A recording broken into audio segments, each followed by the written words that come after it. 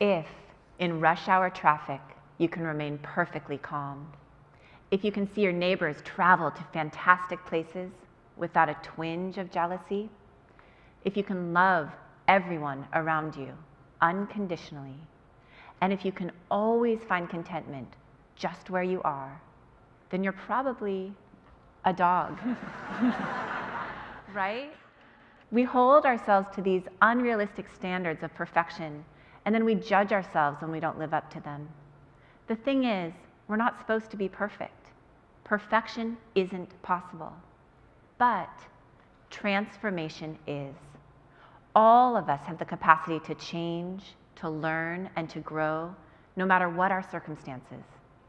As a professor and scientist, I study how people change, how people transform. And one of the most effective vehicles I've found is mindfulness. My own journey into mindfulness was unexpected.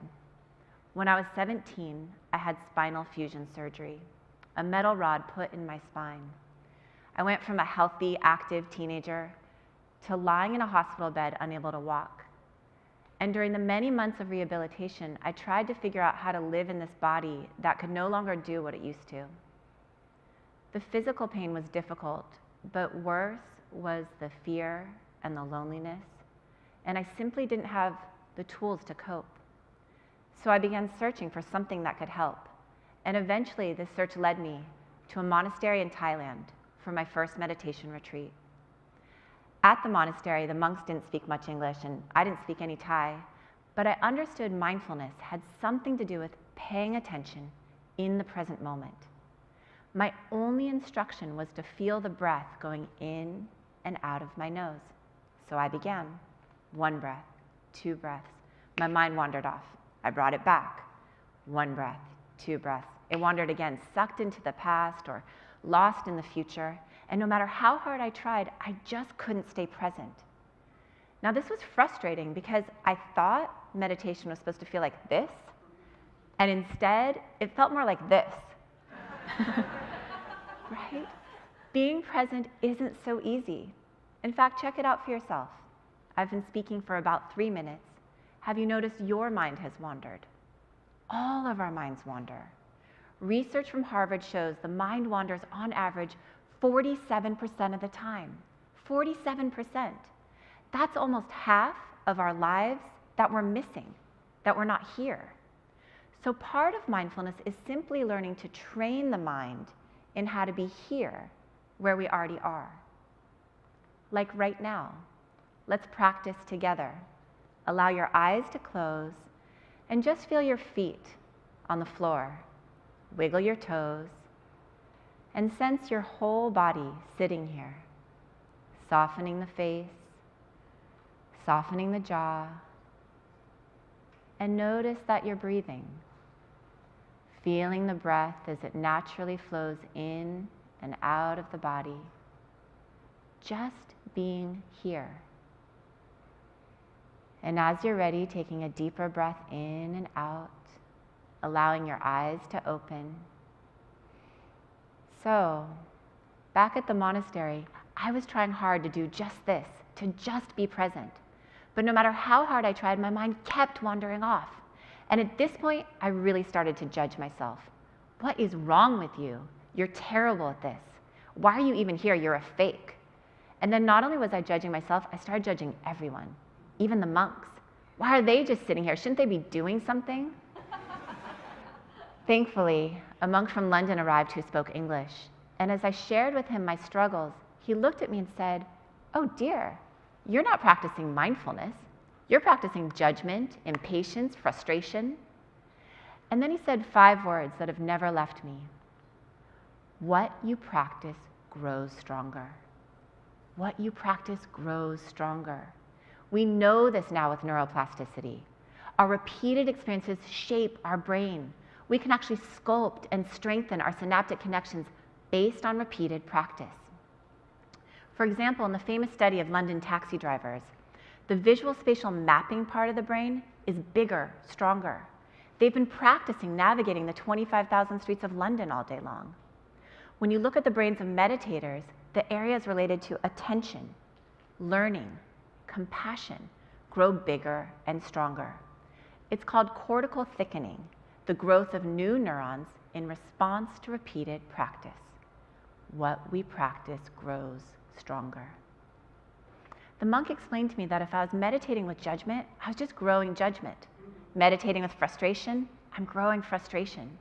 He helped me understand that mindfulness isn't just about paying attention, it's about how we pay attention, with kindness.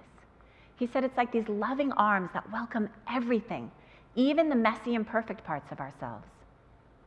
He also pointed out that we're practicing all the time, moment by moment, not just when we're meditating, but in every moment.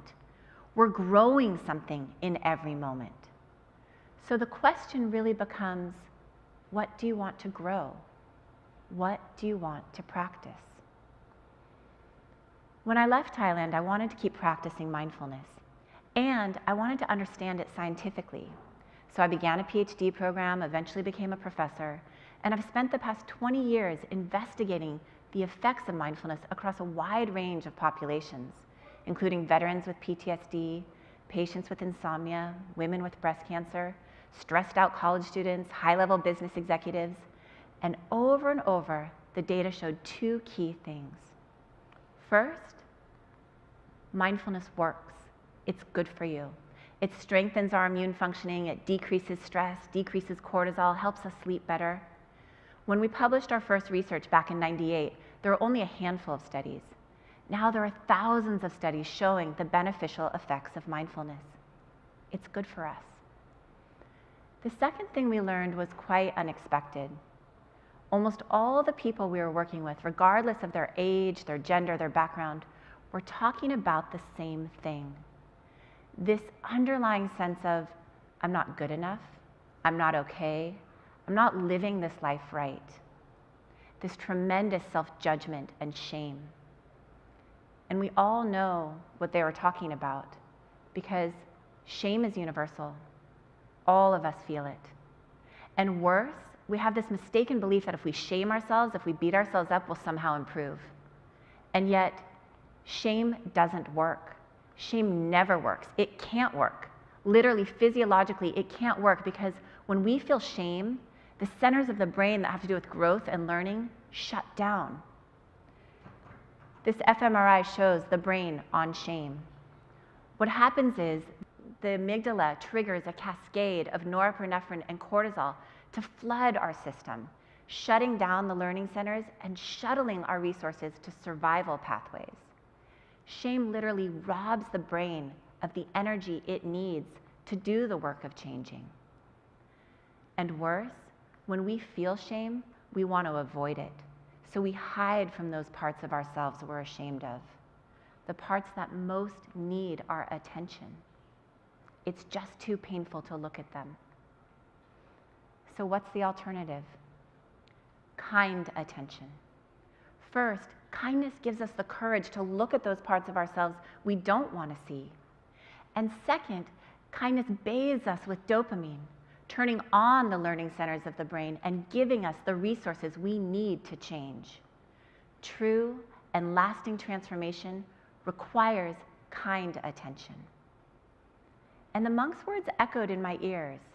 Mindfulness isn't just about attention, it's about kind attention. This attitude of kindness wasn't just a footnote or something nice to have, it was an essential part of the practice. A part of mindfulness that's so often overlooked. So my colleagues and I developed a model of mindfulness that explicitly includes our attitude and our intention, as well as our attention. All three parts working together synergistically. Put simply, mindfulness is intentionally paying attention with kindness. We used this model while working at the Veterans Hospital for a group of men with PTSD. I was shocked to learn that we lose more veterans to suicide each year than to combat. Our soldiers carry so much pain and shame. So the intention of the mindfulness group was to cultivate this kind attention, even for the seemingly unforgivable parts of ourselves.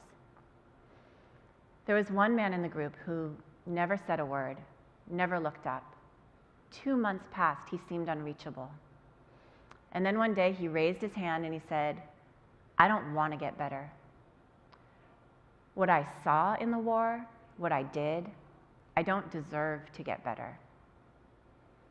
He then looked down at the floor and proceeded to tell us in great detail what he had seen and what he had done.